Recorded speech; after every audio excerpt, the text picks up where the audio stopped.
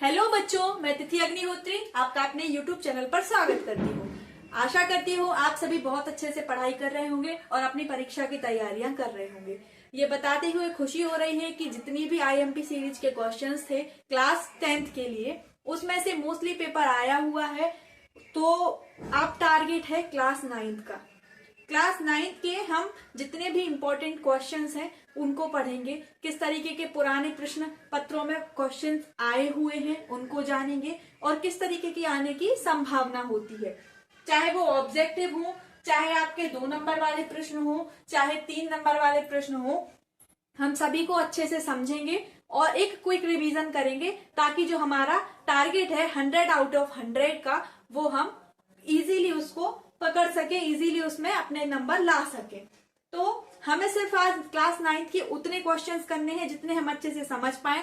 एक एक टॉपिक को हम उठाएंगे और उस पर जितने भी पैटर्न्स होंगे या जितने भी प्रश्न जिस तरीके के परीक्षा में आते होंगे, पिछले वर्षों में आए हुए हैं, जो बार बार आते हैं, बार बार पूछे जाते हैं, उन सारी चीजों पर चर्चा करेंगे। और थ्योरम्स के लिए ऐसा करते हैं, एक अलग से सेपरेट वीडियो रखेंगे, सिर्फ उसमें आपके इम्पोर्टेंट थ्योरम्स होंगे, चाहे आपके वो वृत्त के हों, त्रिभुज के हों या और भी चैप्टर्स के हों, तो सिर्फ उसमें आपके थ्योरम्स ही रहेंगे। अभी फिलहाल हम ये चैप्टर 1 से चालू कर रहे हैं। बिल्कुल IMP प्रश्न है, वही प्रश्न है जो सीधे परीक्षा में आते हैं। तो चलिए अब शुरू करते हैं। हमारे सामने पहला प्रश्न है कि 3 और 4 के बीच 6 परिमेय संख्याएं निकालिए। अगर आपको डिटेल्ड वीडियो चाहिए है तो वो हमारे चैनल पर अवेलेबल है, जाकर वहां देख लेना।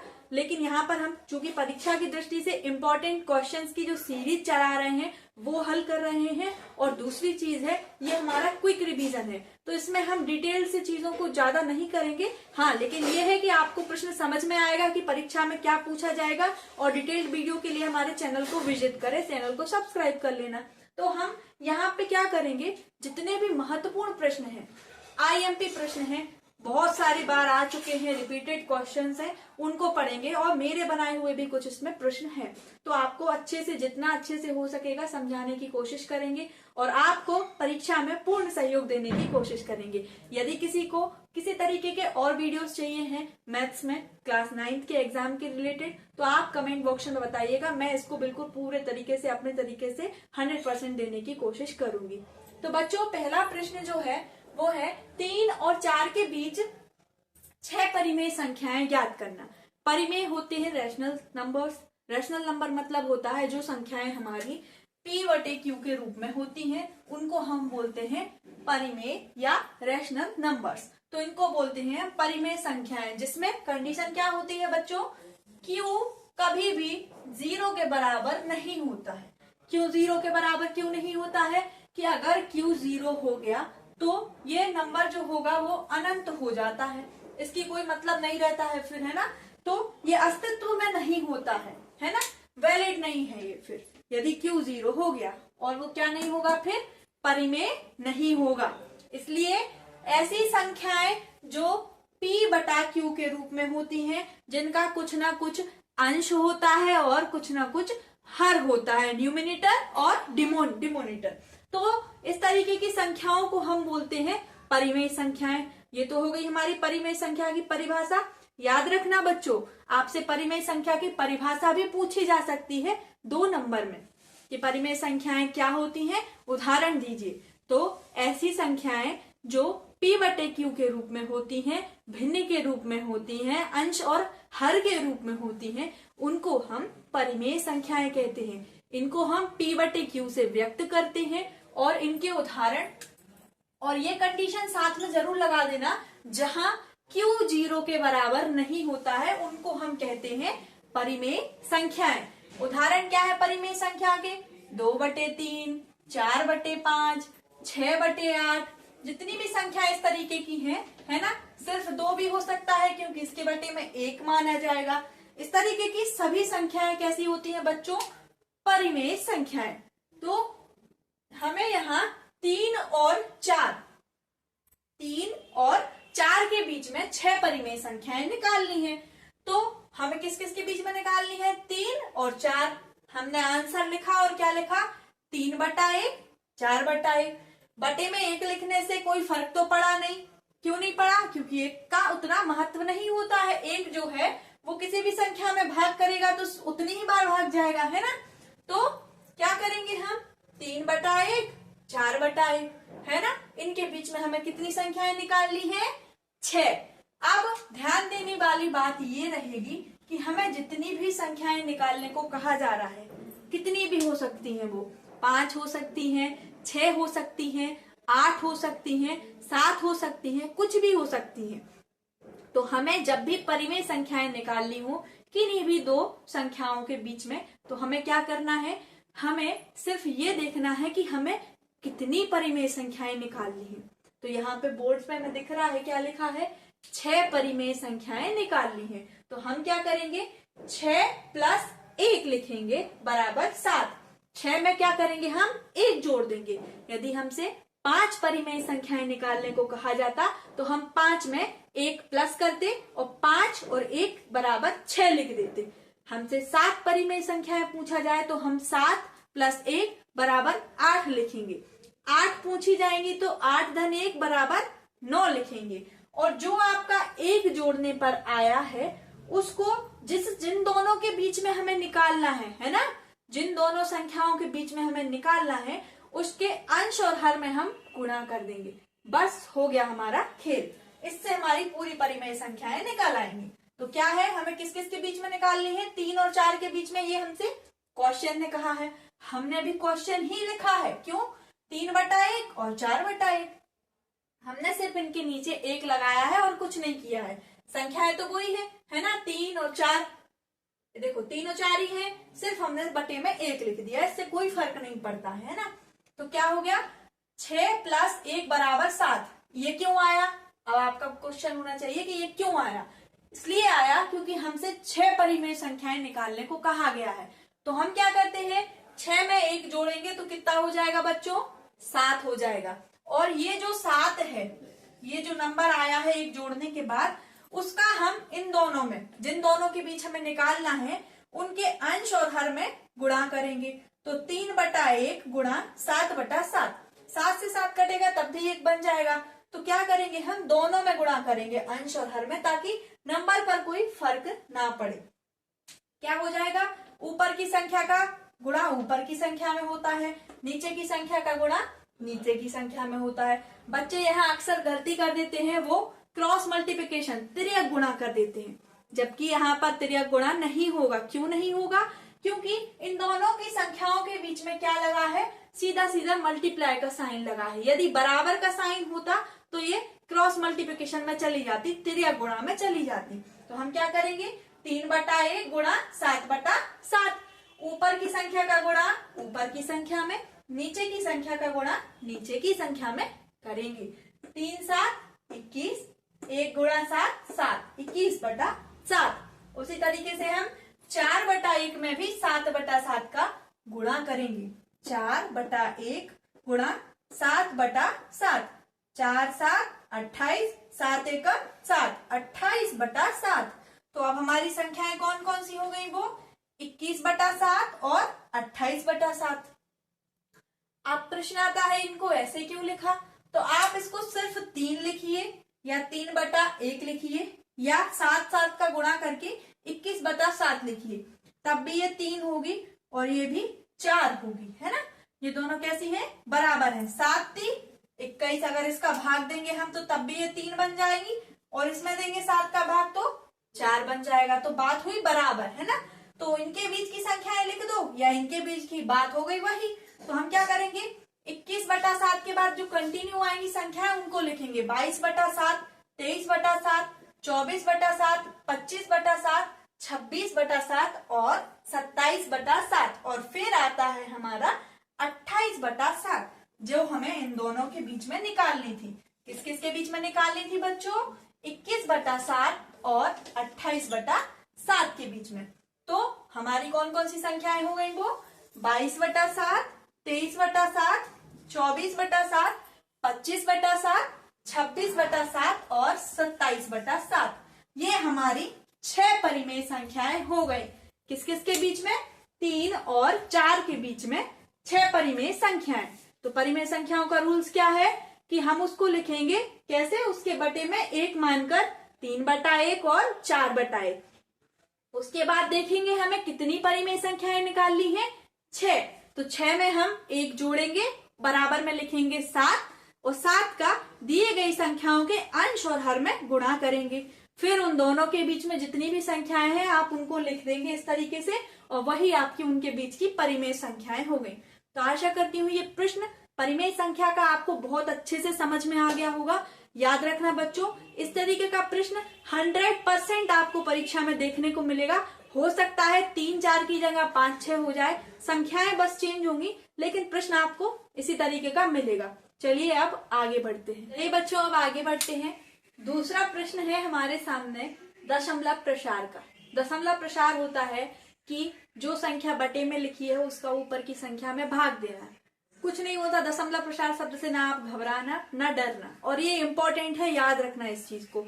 आपको यहाँ पर सिर्फ वही प्रश्न समझाए जा रहे हैं और वही प्रश्नों पर अच्छे से फोकस करवाया जा रहा है जो आपको सीधे परीक्षा में मिलेंगे। बिल्कुल परीक्षा में ये आएंगे और जब आप पेपर देखेंगे तो सोचेंगे कि हाँ वही प्रश्न है, सिर्फ नंबर चेंज हो सकते हैं लेकिन प्रश्न इसी तरीके के आएंगे। तो दशमलव प्रसार का मतलब होता है जो आपको बचपन में भाग सिखाया जाता है। भाग सिखाया जाता है, कैसे सिखाया जाता है, हाथी के 2 कान है ना बना के सिखाया जाता है। उसी तरीके से आपको वो कान फिर से बनाने हैं और भाग देना है, उसी को हम बोलेंगे दशमलव प्रसार। तो प्रश्न है 13/4 का दशमलव प्रसार कीजिए।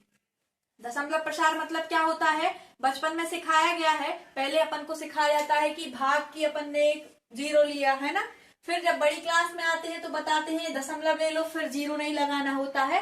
तो आपको वही करना है, दशमलव लेना है, 0 नहीं लगाना है उसके बाद, और भाग देते चले जाना है जब तक जाएगा, है ना। नहीं जाता है तो क्या करते हैं, ऐसे डॉटेड लाइन लगा देते हैं कि ये रिपीट हो रही है संख्याएं बार बार। तो क्या करेंगे हम यहाँ पर 13/4 का दशमलव प्रसार करना है हमें। तो हम 4 को क्या लिखते हैं, जो बटे में लिखा रहता है उसको हाथी के कान के इस तरफ लिखते हैं, है ना। तो हमने 4 को बाहर की तरफ लिखा और हाथी के दोनों कानों के बीच में उस सूंड को लगाते हैं। सूंड मतलब जिसमें हमें भाग देना है। तो भाग किस में देना है बच्चों, हमें 13 में देना है, तो 13 लिखा। अब इस तरफ कौन सी संख्याएं लिखेंगे जिनमें भाग जा रहा है, तो 4 का भाग देंगे 13 में, 4 3 12, माइनस किया सिर्फ बचा 1। अब 1 में तो 4 का भाग जाता नहीं है, तो हमने क्या करा, यहाँ पर दशमलव लिया और यहाँ पर 0 बढ़ाया।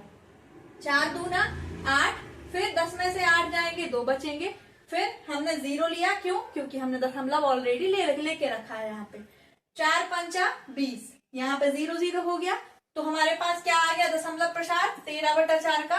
13/4 को हम क्या लिख सकते हैं, 3.25। ये हमारा आंसर हो गया, दशमलव प्रसार हो गया। यहाँ तक क्लियर हो गया बच्चों। याद रखना दशमलव प्रसार आपसे या तो 1 नंबर के ऑब्जेक्टिव में पूछा जा सकता है, एक शब्द में उत्तर दीजिए, एक वाक्य में उत्तर दीजिए, या किसी सही जोड़ी में आपसे पूछा जा सकता है कि इसका दशमलव प्रसार क्या होगा, या रिक्त स्थान में। मतलब कुल मिला के ये इंपॉर्टेंट है, आप समझ सकते हैं, तो इसको अच्छे से हल कर लेना।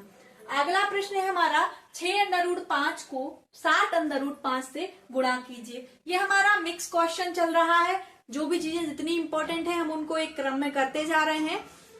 तो हमारे पास अगला प्रश्न है 6√5 को 7√5 से गुणा करिए। तो गुणा करने का नियम क्या है, हम दोनों संख्याओं के बीच में पहले गुणा लगाते हैं, फिर बिना अंडर रूट वाली संख्याओं को अलग ब्रैकेट में लिखते हैं, सेपरेट ब्रैकेट में, और अंडर रूट वाली संख्याओं को साथ में लिखते हैं। क्यों, क्योंकि हम पहले अपने जो वीडियो बनाए हुए थे अपन ने, डिटेल्ड वीडियो चैप्टर 1 के IMP वाले, उसमें अपन ने समझ रखा है कि जब भी इस तरीके के प्रश्न आते हैं तो अंडर रूट वाली संख्याओं का गुणा अंडर रूट वाली संख्या में होता है, बिना अंडर रूट वाली संख्याओं का गुणा बिना अंडर रूट वाली संख्याओं में होता है।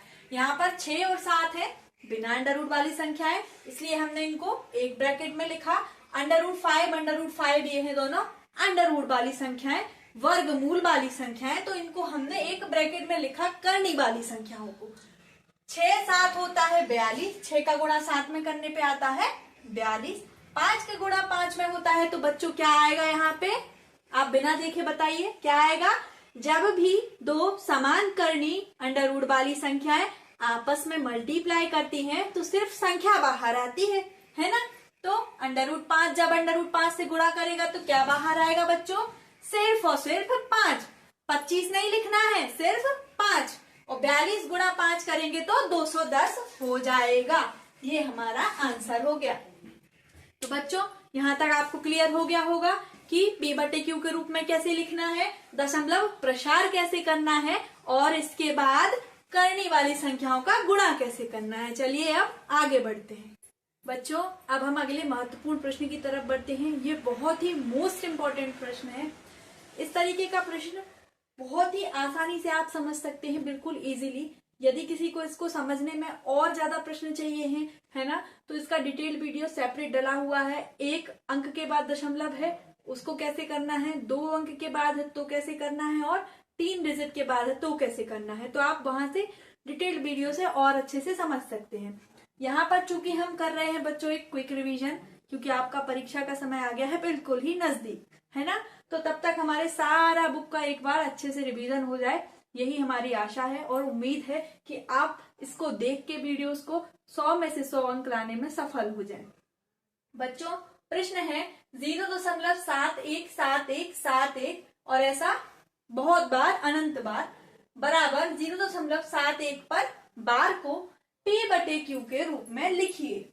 अब सोचने वाली बात यह है कि P/Q के रूप में तो अपन ने एक और प्रश्न भी देखा था, लेकिन वो कैसे देखा था कि दो संख्याओं को बीच में अपन को P/Q के रूप में संख्याएं बतानी थी। यहाँ पे क्या है, आपको एक संख्या दी गई है ना, एक दी गई है पूरी दशमलव में सीरीज, और आपसे कहा गया है इसको P/Q के रूप में लिखो। तो कैसे लिखेंगे चलिए देखते हैं। हम क्या करेंगे, पहले तो प्रश्न को ही देखेंगे।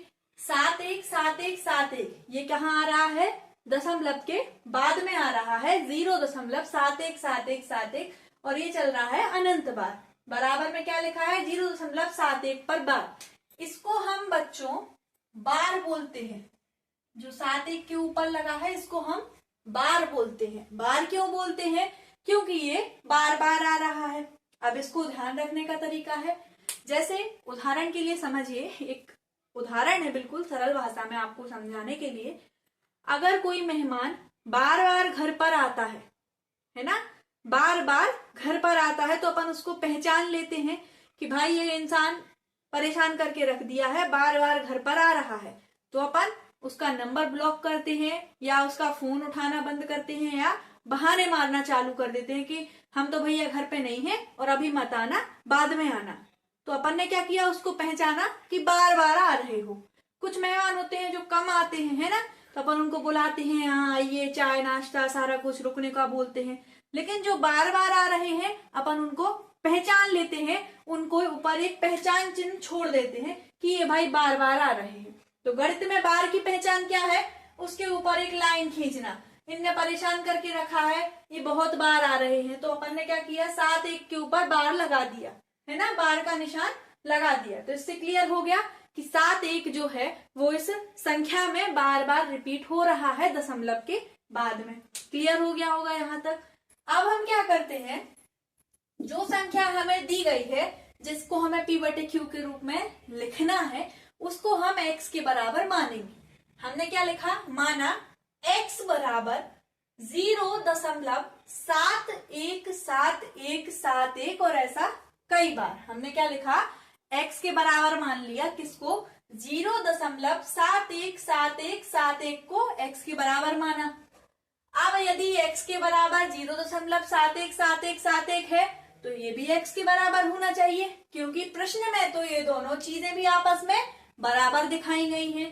तो x को हम क्या भी लिख सकते हैं, और 0.71 पर बार, इसको हम ये भी लिख सकते हैं। क्लियर हुआ बच्चों। अब हमें देखना है कि कितनी संख्याओं पर बार है, कितने मेहमान हैं जो बार बार आ रहे हैं। उतने को तो ब्लॉक करोगे, उनका फोन उठाना बंद करोगे। तो भाई तुमने देखा, अपनी कॉल हिस्ट्री चेक करी कि ये मेहमान बार बार आते हैं, ये बुआ आती हैं कि ये कौन आता है, मामा आते हैं कि कौन आता है, तो उनको कांटेक्ट में सिलेक्ट किया और ब्लॉक किया। तो हमने यहाँ पे क्या सिलेक्ट किया कि 7 1, दो ऐसी संख्याएं हैं 7 और 1 जो बार बार आ रही हैं। यदि एक संख्या आती तो अपन क्या करते हैं, एक लिखकर एक जीरो लगाएंगे और दोनों पक्षों में गुणा करेंगे। चूंकि यहाँ पर 7, 1, 2 संख्याएं बार बार आ रही हैं तो हम एक लिखकर 2 जीरो लगाएंगे, मतलब 100 से गुणा करेंगे, है ना। अगर सिर्फ 7 आता या 1 आता तो 10 से गुणा करते। 2 संख्याएं बार बार आ रही हैं तो दोनों पक्षों को 100 से गुणा करने पर, ये तक क्लियर हो गया होगा। सबसे पहले x के बराबर माना, फिर जितनी संख्याओं पे बार हैं उतने से हम एक लिखकर उतने जीरो लगाएंगे और गुणा करेंगे बोथ साइड में, है ना। एक साइड में कभी भी गुणा नहीं होता है बच्चों बराबर के, दोनों साइड में जो भी आप लगा रहे हैं, जोड़, घटाना, भाग, गुणा, जो भी संक्रिया लगा रहे हैं, जो भी मेथड लगा रहे हैं, वो दोनों साइड में बराबर रूप से चलेगी, है ना। तो हमने क्या करा, दोनों पक्षों में 100 से गुणा करने पर, तो जब x में 100 से गुणा होगा तो क्या बनेगा बच्चों, 100x, है ना। क्या बन जाएगा, 100x बराबर 100 गुणा 0.717171। खूब बचपन में सिखाया गया है कि दशमलव की संख्याओं में गुणा कैसे करना है। तो दशमलव की संख्याओं में जब किसी भी ऐसी संख्या से गुणा आता है जिसमें 0 0 होते हैं तो दशमलव जितने 0 होते हैं उन संख्याओं में उतने अंक आगे खिसक जाता है। तो हमने यहाँ देखा कि 100 से गुणा हुआ है मतलब 2 0 है इसमें। तो हम क्या करेंगे, समय बचाना है अपन को, क्योंकि आप परीक्षा दे रहे हैं, है ना, और कक्षा 9वीं के छात्र हैं आप, बड़ी क्लास में है, हायर है ना। तो क्या करेंगे अपन यहाँ पे डायरेक्ट लिखेंगे 71 71.717171 और ऐसा ही प्रोसेस चल रहा है। ये दशमलव जो है हमारा, है ना, वो क्या हो गया, 2 डिजिट आगे खिसक गया, 2 अंक आगे आ गया। तो अब हमारे पास क्या आ गया, 100x बराबर 71 मतलब 71.717171। अब हम इसको ब्रेक करके लिखेंगे, है ना। ब्रेक करके इन द सेंस कि आपके पास 5 रुपए है तो आपने 2 रुपए का सिक्का लिया और 3 रुपए और 2 रुपए के 2 सिक्के हो गए और एक सिक्का अलग से हो गया। तो आपके वो है तो 5 ही रुपए, लेकिन वो 3 भागों में टूट गए। हमें यहाँ जरूरत लगी, हम इसको 2 भागों में तोड़ देंगे, क्योंकि हमें याद रखना इसके बाद आपको क्या करना है, बराबर के दूसरी तरफ भी एक x बनाना है। और एक x कब बनेगा, जब आप इसको ब्रेक करेंगे।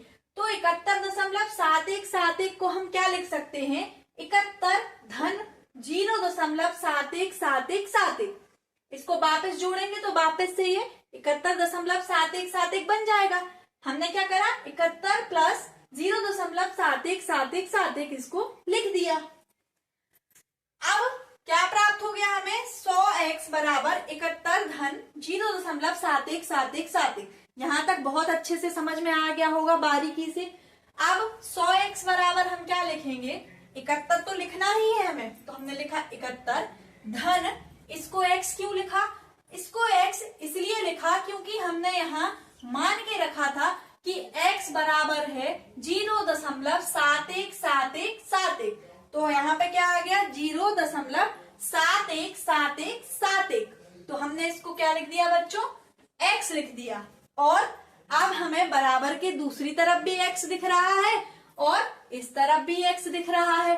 तो नियम क्या कहता है बच्चों, कि जो संख्याएं एक सी दिख रही हैं, मतलब x y वाली हैं, तो उनको हम एक तरफ लिखेंगे, और जो अचर पद हैं बिना x y वाले हैं उनको दूसरी तरफ लिखेंगे।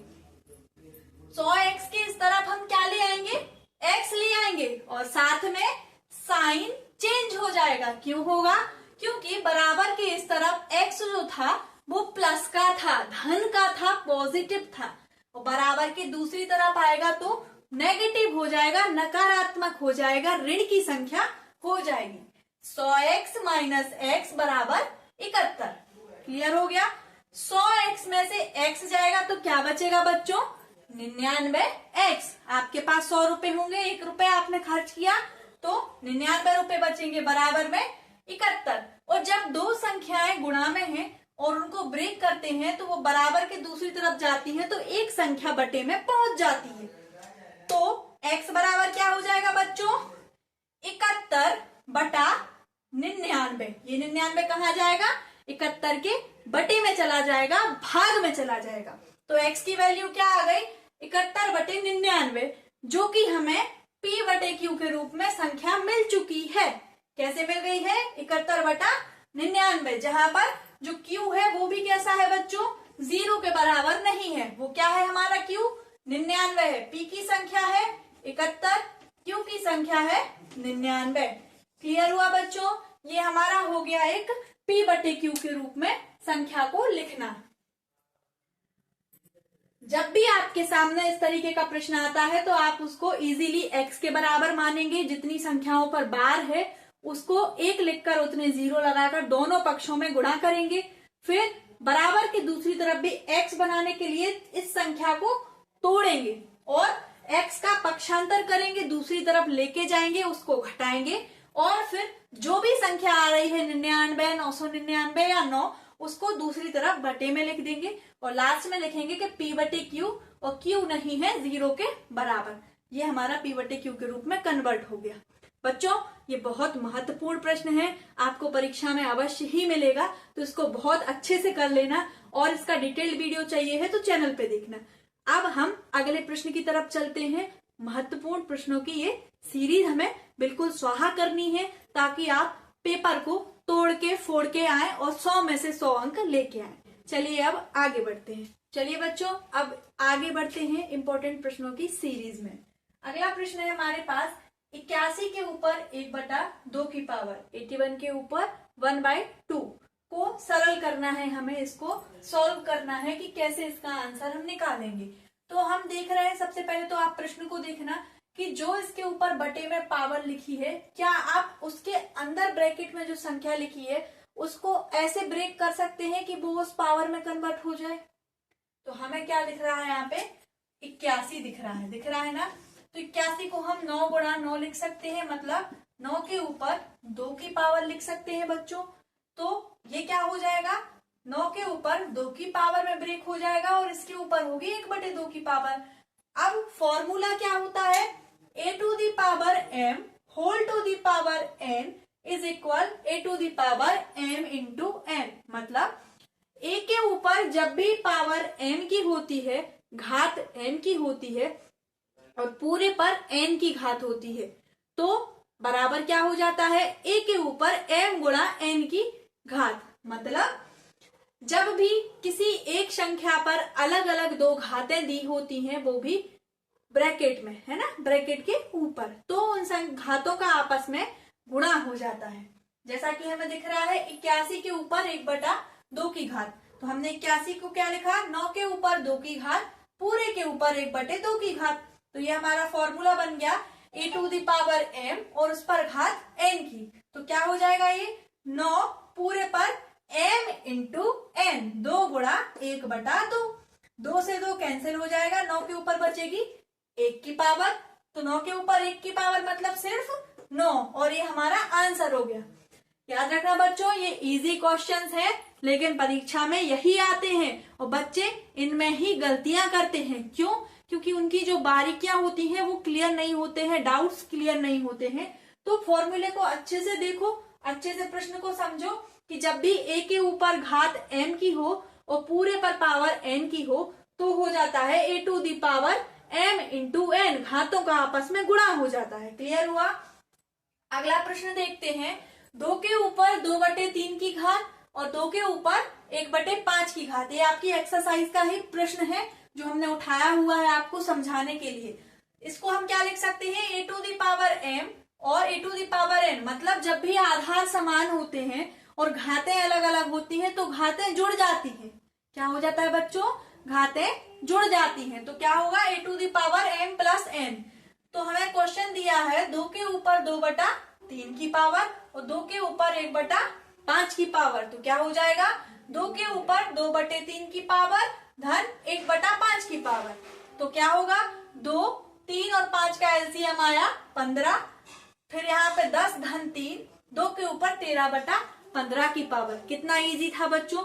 आपको क्या करना है? फॉर्मूले याद करने हैं, क्वेश्चन तो आप पे फिर आराम से ही बन जाएंगे। तो ये हमारा आईएमपी सीरीज का प्रश्न रहा। अब हम अगले प्रश्न की तरफ बढ़ते हैं, बिल्कुल भी बिना समय गवाएं। क्यों?